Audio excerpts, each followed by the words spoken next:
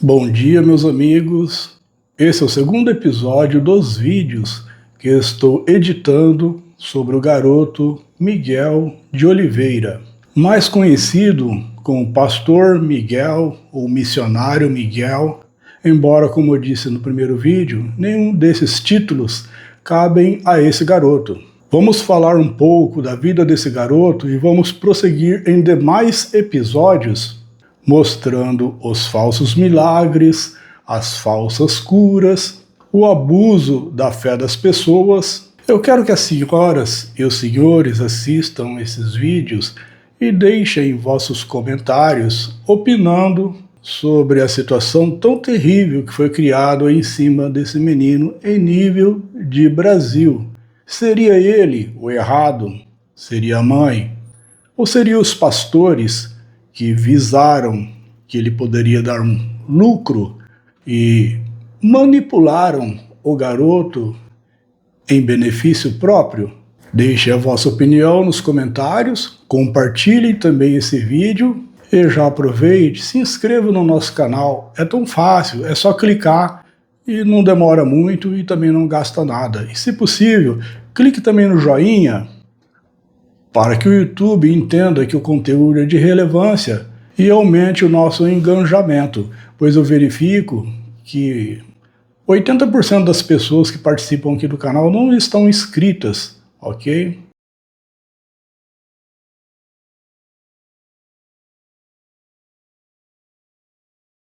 Pablo Miguel de Oliveira Andrade nasceu em Carapicuíba, São Paulo, no dia 12 de abril de 2010. Ele se intitulava pregador, depois missionário, depois pastor, profeta. Eu sou profeta, abre a boca e dá glória. Josemeneio Fá. Jofa. Olha esse varão que anda comigo. Que tem vídeos mostrando ele falando que eu sou o profeta, e ultimamente ele estava se auto-intitulando apóstolo, como alguns aí também se intitula, mas esse título não cabe a nenhum homem aqui na face da terra. Ele é apenas um garoto que se tornou muito esperto, muito ligeiro. Com o passar dos anos ele foi treinando, observando os pastores em outras igrejas, e ele é como se fosse um papagaio de pirata. Fica no ombro de alguém, ouvindo e repetindo aquilo que as pessoas falam. Ele imita muito o pastor lá da igreja dele em Carapicuíba, o pastor chamado de Márcio, ou Marcinho.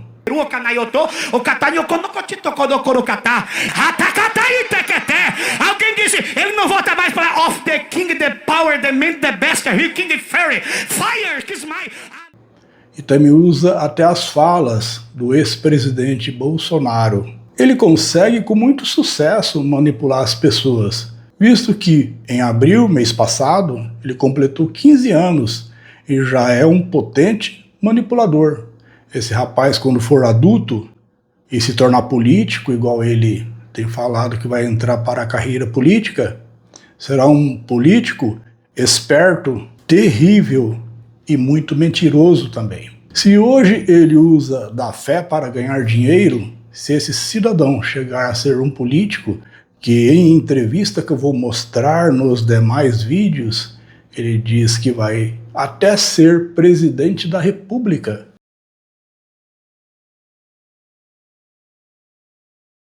Sua família é composta por 3 meninos e uma menina que é a mais velha, o qual não conversa com a mãe, abandonou a família e não concorda com tudo isso que está acontecendo.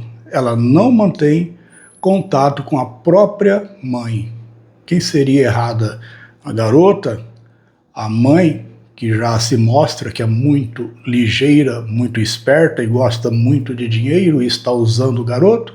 Mas vamos continuar. Quando ele era novinho, por volta dos seus 3 anos de idade, sua mãe o deixava com a avó, mãe dela. E lá ele era exposto a muitas horas de vídeos evangélicos, canções evangélicas, porque a sua avó materna, ela é muito fervorosa e ela segue o cristianismo evangélico com muita dedicação.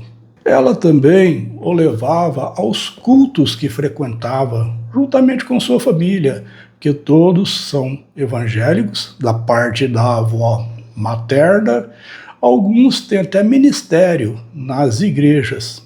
Quero deixar aqui uma observação, segundo as pesquisas que venho fazendo há meses sobre esse garoto. A observação é o seguinte: nenhum membro da família da mãe dele, da avó dele e os demais concordam com a situação que foi criada, com as mentiras, e repudiam o que esse menino se tornou. Devido a essa discordância, essa discrepância na família, ele, em vários lugares que ele vai, ele diz que não tem pessoas evangélicos na família. Tanto é que o irmão dele, que vai com ele nas igrejas, ele apresenta como se fosse amigo. Não fala que é irmão. Já começa por aí a mentira. Sua mãe também não se apresenta. Ela só vai em algumas igrejas quando o menino é contratado, ok? Se a igreja obrigar que ela esteja presente. E a sua mãe, por ser muito esperta e observar no menino essa capacidade que ele tem de decorar os hinos apenas ouvindo, quando tinha seus 3 anos, nem ler, malemar ele falava, ele decorava e já conseguia cantar. Ela, observando essa qualidade, que realmente é uma qualidade em uma criança, ela despertou nela o desejo: eu vou usar meu filho para ganhar um dinheirinho, vou apresentar ele nas igrejas evangélicas. E foi assim que ela fez.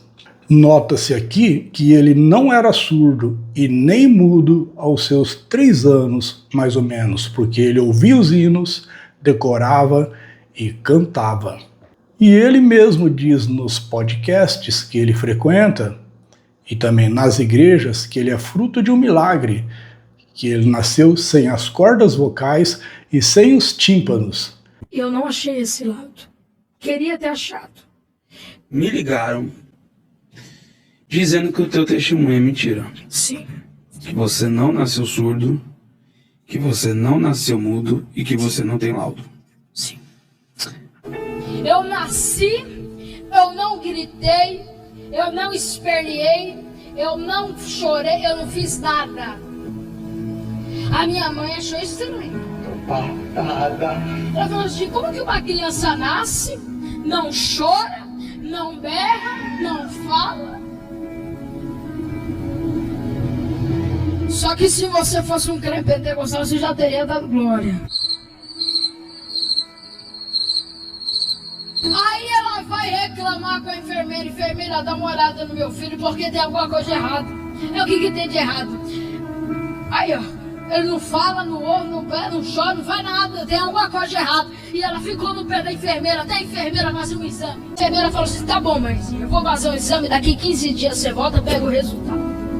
Daqui 15 dias você volta, pega o resultado. O teste é obrigatório e gratuito e os exames são realizados entre 24 a 48 horas, aquele teste da orelhinha, após o nascimento. Todas as crianças nascidas prematuras, recém-nascidas, com ou sem complicações, fazem o exame. Feito quando o bebê ainda está dormindo, o teste é realizado por um fonoaudiólogo, que coloca um fone de ouvido na orelhinha do recém-nascido para captar ruídos emitidos pelas células externas. Quando identificado algum resultado negativo, a criança é encaminhada para o NUTEC. Passou-se 10, 11, 12, 13, 14, 15. Ela foi lá. Ela saiu daquele consultório com uma notícia que nenhuma mãe queria ouvir. Ela falou assim: mas o seu filho, ele é mudo e ele é surdo. Não existe surdo mudo. Não saiam por aí falando besteira. Ele nunca vai poder falar e ele nunca vai poder ouvir. Muita gente fala surdo e mudo. Não, cara. Por quê? A minha mãe, ela não consegue falar, né? Não consegue ser oralizada por conta que ninguém te ensinou o português, né? Faz uma adaptação. se você precisasse aprender uma outra língua, mas não pudesse escutar? Não seria muito mais difícil? Então é igual, né, com um surdo que não consegue falar porque não consegue ouvir o português. No terceiro dia eu amanheci cantando, sem nunca ter ouvido um louvor evangélico. Ele não pode ouvir porque ele não tem os tímpanos. Ele não pode falar porque ele não tem as cordas vocais. Se você passar a mão aqui na minha garganta, eu tô falando para quem crê. Quem não crê pode duvidar, pode ficar à vontade. Mas eu creio, eu tenho fé e quem fez na minha vida foi Deus. Ó, se você passar a mão aqui na minha garganta, você vai ver que só tem o osso, não tem as cordas vocálicas, não tem os fios que transmitem a voz. Não tem os fios que transmitem a voz. Não tem os fios que transmitem a voz. Que viagem é essa, velho? Será que eu tenho dentro da minha garganta umas cordas assim, tipo igual um violão aqui dentro? Que são tocadas como instrumento de corda? Então, na verdade não é bem assim. Nós temos duas pregas, que é o nome mais corretamente estabelecido. Elas são duas. Vou mostrar pra você onde elas se encontram exatamente. As pregas vocais, elas são duas. E se encontram, ó, exatamente, sabe aquele lugarzinho do gogó do homem? Na mulher não é tão perceptível, mas nos homens fica uma bolinha aqui. Bem onde está essa bolinha, elas são duas, estão atreladas à laringe, horizontalmente. Não tá assim, não estão assim, elas estão assim, tá? Horizontalmente. No meu ouvido eu tenho raio-x, não tem nem tímpano, não tem nada aqui dentro, ó. Para medicina nem aparelho eu poderia usar, porque aparelho é para aquelas pessoas que têm 1% de audição, eu tinha 0. Nos podcasts que ele tem se apresentado, porque a sua fama se tornou tão grande no Brasil que avançou o limite do evangelismo. Pessoas baixaram muitos vídeos dele, porque ele é realmente um ator, ok? Ele se apresenta, ele faz um show nas igrejas, ele cai, ele ajoelha, ele sai correndo, ele pula, ele dá salto, ele grita, ele tem uma mania que eu acho horrível, porque um microfone já é um amplificador de voz. A igreja pequena, usando o microfone, vai alcançar a igreja inteira. Até sem microfone, todas as pessoas iriam ouvir a voz dele. Mas ele usa o microfone, ele encosta o microfone na boca e começa a gritar, porque o pastor Marcinho também faz isso. Eu entro com a onda de poder aqui dentro agora. Entregue-te ao Kismai. Pode tu receber essa unção nova que eu estou te dando. Eu tiro o cansaço das tuas costas. Reminaia. E eu te digo, alguém disse, ele não pisa mais na terra do Ocanita, Eteru, Ocanaiotô, Okataniokorokotitokodokorokatá. Eu, Senhor, te digo, o Japão é meu e Nagoya pertence a mim. Alguém disse, ele não volta mais para of the king, the power, the man, the best, the king fairy. Fire, Kismai. A América está na minha mão e eu abro a fronteira a hora que eu quero. Tecamaia, ô Jorge, para tu saber que eu falei contigo, hoje nessa vigília, eu tô matando o vírus que tentou matar o povo. E te digo, um tempo novo começa através do teu ministério. E muitos outros. Começa a gritar no microfone e começa a saturar a voz. E ele tem uma mania de fazer como se fosse um helicóptero. Até as pessoas copiaram o vídeo dele, fizeram meme, um helicóptero voando e a carinha dele no helicóptero. Ele faz tipo assim, esse aqui é o meu microfone, assim, no microfone, eu não vou usar esse, desse jeito, e sai no meio da igreja fazendo isso aqui. Desnecessário. Com isso nós observamos que é uma brincadeira. Ele leva a religião, o cristianismo, como uma brincadeira. Por quê? Porque ele não teve infância. Hoje ele tem 15 anos, já é um pré-adolescente, e ele soltou pipa. Ele jogou uma bolinha com os amigos no fundo da vila, nos campos, algum tipo de esporte. Ele lutou karatê? Não. Ele viveu a vida dele desde novinho até os 15 anos na base do evangelho, orando, pregando, mas se não fosse o que ele se tornou, tudo bem, mas ele começou a enganar O que acontecia? A mãe dele chegava na igreja e apresentava ele como cantor, pequenininho, com 3 anos.